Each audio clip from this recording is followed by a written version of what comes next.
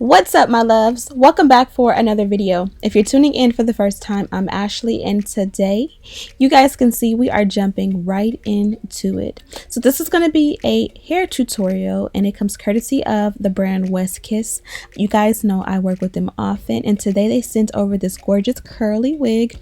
Of course, I have it linked in the description box, but we're going to literally start from scratch and go through the whole process. So the only thing I've prepped off camera was I did co-wash it so that it could be nice and fresh and clean and hydrated and all that. And of course I used my Aussie Moist. I'm opting for a deep side part, so I'm gonna go ahead and clean that up. And then I use a little bit of heat to go ahead and like stamp that part in there. You guys know when you get flyaways, sometimes they kind of, will revert the parting and it won't be as clean. So I just add a little bit of heat right there, and then I clip it off so that we can have that part set in stone. Then I'm going to go ahead and remove the wig. I want to go ahead and add a a lace tint, because the lace is not my complexion. I feel like a lace tint helps to kind of pretty much change the color of the lace so that it's natural and it's not like a powdery change to color. Normally I'll use like a foundation or concealer, but you guys can see it changed the tone completely. Also, we're going to go to the back of the wig and we're going to cut off this excess lace they provided. This is a step that sometimes people will ask me about. I never really include it in my tutorials, but yes, if you see that little flap of excess lace, please cut it off. You do not need it at all in your install. So once I went ahead and tinted the lace, I decided take it a step further and go ahead and tint my cap. Now normally I use a cap that is nude or my brown girl nude.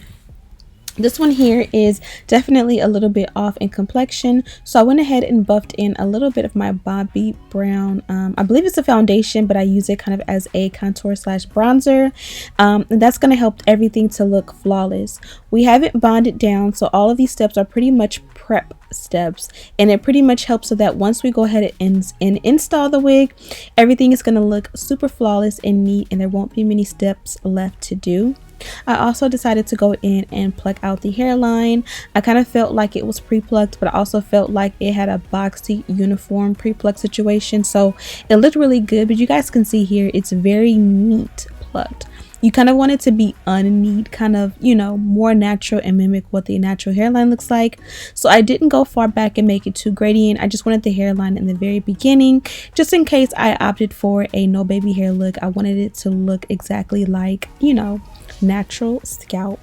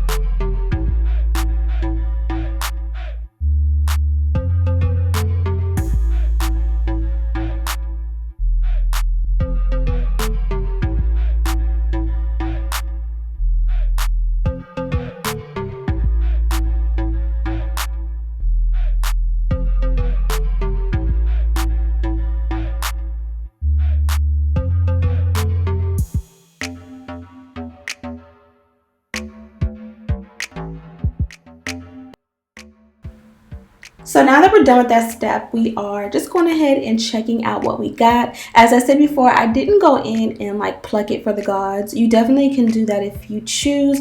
I just wanted to, like I said before, break up the monotony and have it look a little bit more natural and not so boxy and structured.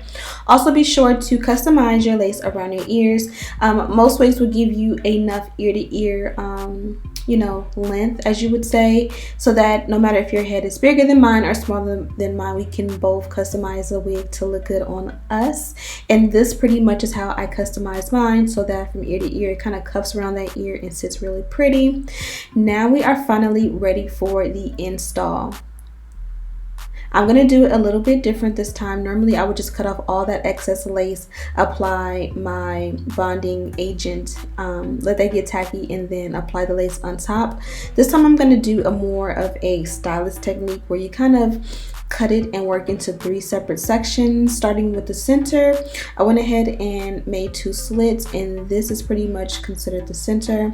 I added my bonding agent, which is pretty much a holding spray and not a glue, and this is going to be a temporary hold, a very temporary hold. Once I got it down the way I liked it, I took my Dyson. You guys know I rant and rave about this thing. I love it so much. So I went ahead and used that to go ahead and dry that area of the lace down. Now you want to be careful not to pull it too tight because you will get those lumps, and I've definitely gotten those plenty of times. So if you're not too careful and you pull it too tight, or if it's too loose, you will get those little lumps in there. Once it was completely dry, I felt safe and secure enough to go ahead and take an eyebrow razor and pretty much cut off all the excess lace. Now it's okay if you go a little bit into the lace, like into the actual hairline. You want it to be neat, but you don't want it to be too neat. So if it goes a little bit in there and cuts off a little bit of baby hairs, don't feel bad or like you know, damaged or ruined anything, but obviously don't go too far back or too deep into it. And of course I went and cleaned it up, and I love the way it looks because it's not messy. There's no excess, you know, glue hanging on my forehead. It's just a very neat application. And as you guys can see, I'm also making sure that I clean it and I chase it. Sometimes when you apply a liquid, it'll run. So you don't want to let that run and dry because, of course, it'll be, you know, glue or hairspray all over your forehead and your hairline, and that's what's going to make it look not so neat. You guys know this is trial and error. If you watch my channel, then you know that I've definitely had some hit or miss with my application, and I'm just trying to work as hard as I can to get this process of installing to be super neat and salon-like and stylist-like, because of course I'm not a stylist, but I do aspire to, you know, be able to install my own wigs like a stylist. Now that I feel secure with this side, I'm going to go ahead and cut off the excess lace here as well. As you guys can see, I'm using an eyebrow razor, and if I get to a point where I kind of want to take off a little bit more, I'll kind of just peel it back a little bit, and that's pretty much what I got. So for the sideburns, I did not leave any excess sideburns. I pretty much cut into my sideburns. So because this is curly hair, when it's wet and wavy, it'll blend right in with my thick old sideburns that you see right there. And as I said before, be sure to clean up your work as you go. Either cut off the excess lace if it's not sitting right, or, you know, you can use a little bit more of that spray on like a rat tail comb and just kind of spot touch up the glue areas that you need. Of course, the bonding agent I'm using is listed in the description box, and again, it's not a glue. So if I get in the shower and I get it wet, it's gonna lift. So usually when you get in the shower, when you're using something like this or it got to be glued, be sure to have a scarf around your hairline so that when you get out of the shower, if it's a little bit damp on your hairline, you kind of just leave that on until it dries back again and you'll be good to go. Normally this will last for maybe about 2 to 3 days. If you want like a week hold, then go ahead and try a glue like Ghost Bomb or Bold Hold or such.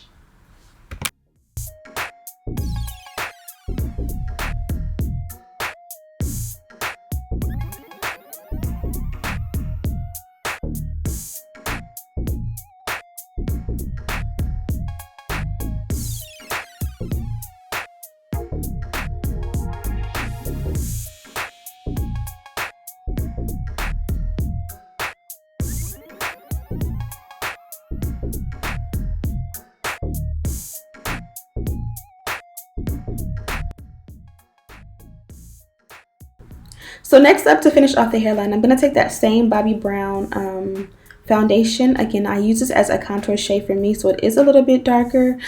You want something that's a little bit more cool tone, not too warm, because you don't want the hairline to look red. And you guys can see those little white areas. It's just because the lace is not my skin tone. It's not because the lace is not bonded properly. I'm going to cover those a little bit so that everything blends with my forehead. I have no makeup on now, and you want the lace, especially the hairline, to blend in with your forehead without makeup. Sometimes I'll buff in like my foundation powder around the hairline, and as great as that is, if I buff that in and it's not my exact skin tone shade when I'm not wearing makeup, it's gonna, you know, not blend with my skin. So it is best to make sure you're using a product that looks good with your skin, and to me that looks pretty good. So I'm gonna go ahead and work on the rest of the hair, but we are definitely not done.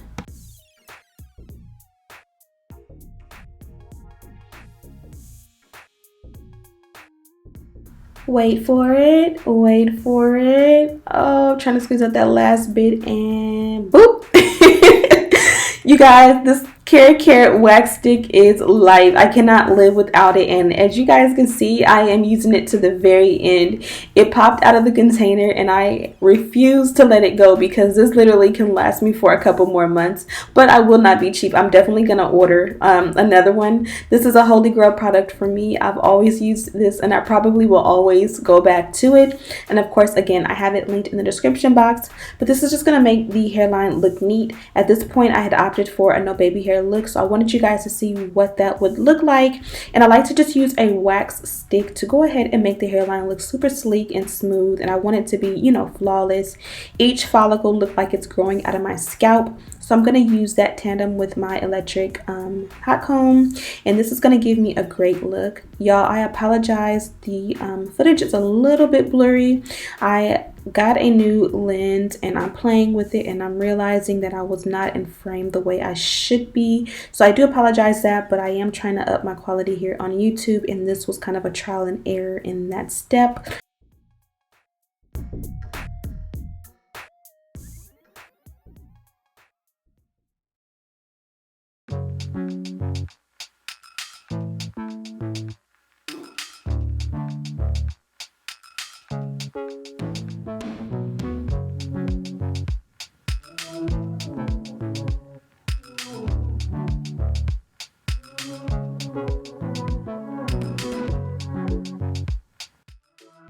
So lately, when using like makeup products to go in with the hairline, I've been liking concealer in the parting and powder on the hairline. Again, a nice cool tone powder along the hairline that blends in with my natural skin, and a concealer along the parting, and I find that to be better.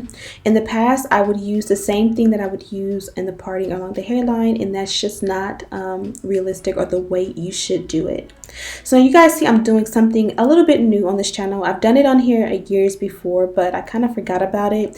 I'm taking a spool of elastic, and you guys know I love the elastic band method. So I just measured out a nice super long piece, and I'm going to go ahead and use that as a headband around the hairline. And this is just going to go ahead and help the hairline just continue to bond, everything to dry and melt and just come into its own. You guys know I typically would use a scarf around my hairline. This is even better than a scarf. First of all, it's going to pull a little bit tighter, so it's going to make everything press into the hairline very well. Again, if you take a shower and you use like a non-glue type of bonding agent along the hairline, it will lift. And so if you have this on your hairline when you shower and you get out, leave it on a little bit longer so that it kind of like re-dries, and it's going to help to not have to rebond, you know, every single day.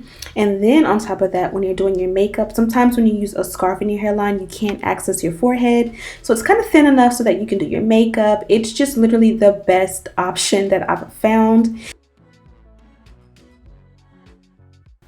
So hopefully you guys are watching along as I am rambling. Hopefully you get something out of this, but I am going in and just pretty much doing a curly hair routine to the length of the hair. This hair is absolutely gorgeous, minimal shedding, no, you know, crazy smells, no fillers or anything like that. I did co-wash off camera a few days before, as I mentioned, and now I'm just going in. I re-dampened the hair with just plain old water, and then I'm going in with a nice moisturizing conditioner, and this is going to give the nicest, softest curls.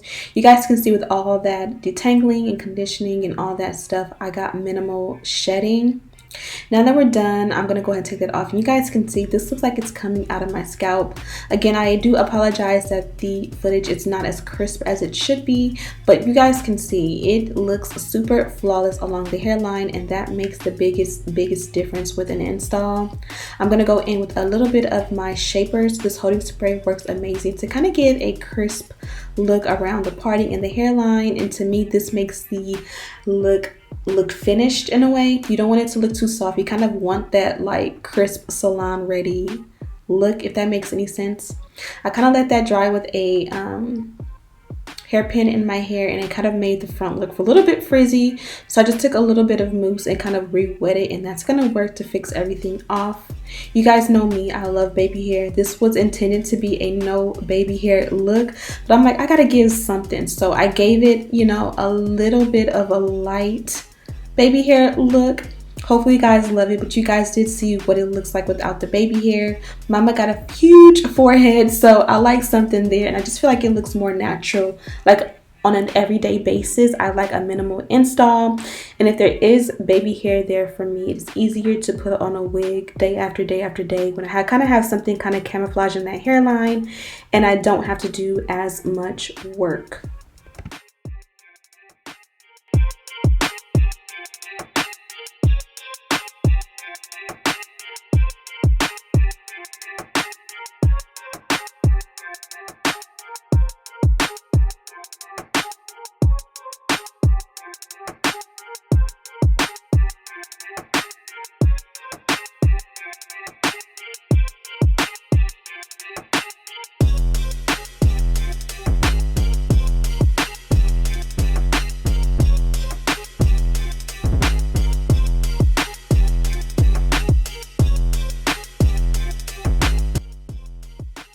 So that definitely gave the wig a little bit of a ump for me. Again, it's super thin baby hair, so it's not too much or too overpowering, but it's just more my speed, my taste. I'm just going in and touching up again with that mousse to make sure everything blends and looks beautiful. I absolutely love the way this wig turned out on me. You can opt for a center part, you can do it half up, half down, and that is the beauty of having lace.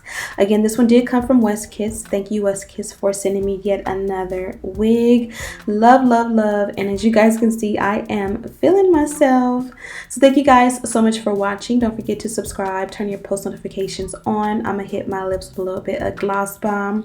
Lately I've been loving the, what is this, gloss bomb, or just any gloss with a nice brown shade of lip liner, and that's been my go-to look and probably will be for some time to come. Thank you guys so much for watching. Don't forget to subscribe, share this video with your friends, turn on your post notifications. Wig sale coming tomorrow, and as always, I'll see you guys in the next one. Smooches.